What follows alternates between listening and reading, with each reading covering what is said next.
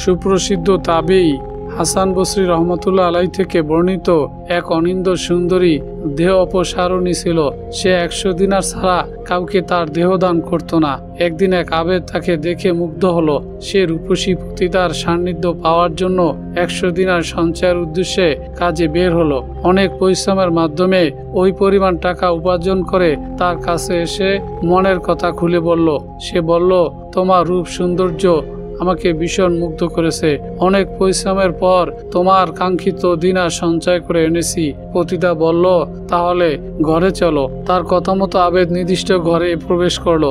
মহিলার ঘরের অভ্যন্তরে রক্ষিত সোনার খাটে উপবেশন করে আবেদকে আহ্বান করলো। পতিতার আহ্বানে সাড়া দিতে গিয়ে আবেদ তার বিশেষ স্থানের কাছে বসে পড়ল। এ সময় হঠাৎ আল্লাহ তাআলার শাস্তির কথা স্মরণ হলো এবং তার মধ্যে ভীষণ কম্পন শুরু হলো। আবেদ অপকর্ম থেকে বিরত থেকে তাকে বলল, তুমি 100 দিনার রেখে আমাকে ছেড়ে দাও। পতিতা বলল, এ কি হয়েছে তোমার? তুমি না বলেছিলে আমার রূপ লাবণ্য তোমাকে মুগ্ধ করেছে? আমাকে ভোগ করতে অনেক কষ্ট ক্লেশ করে 100 দিনার জমা করেছো, এখন আমাকে হাতের নাগালে পেয়েও এ কি বলছো? আবেদ বলল, মহাপরাক্রমশালী আল্লাহ তাআলার ভয় ও শঙ্কায় এখন তুমি আমার কাছে ঘৃণিত ও নিন্দিত, এমনকি সব মানুষের চাইতে সর্বাপেক্ষায় ঘৃণিত ও উপেক্ষিত।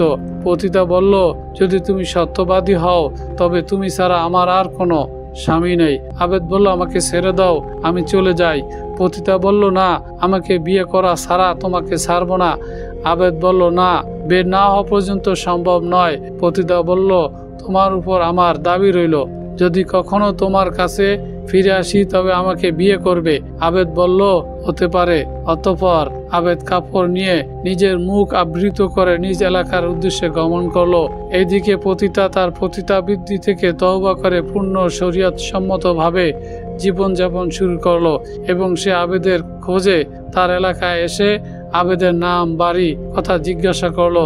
তাকে আবেদের বাড়ি দেখিয়ে দেওয়া হলো। আবেদকে মর্মে সংবাদ দেওয়া হলো যে সুন্দর সম্রাঙ্গী এসেছে। আবেদ তাকে দেখে এমন দীর্ঘশ্বাস ফেলল যে মহিলার সামনে মৃত্যুর কোলে ঢুলে পড়ল। এই অবস্থা দেখে মহিলা বলল, এ মহামানবটি আমার হাতছাড়া হয়ে গেল। তার কোনো নিকটাত্মীয় আছে কি? লোকজন বলল, তার এক দারিদ্র ভাই আছে। মহিলা বলল, তার ভাইয়ের ভালোবাসার টানে এই দারিদ্র ভাইকে বিয়ে করব। অবশেষে সে আবেদের দরিদ্র ভাইকে পতিতাবৃত্তি থেকে তওবাকারী রূপসী রানী বিয়ে করলো।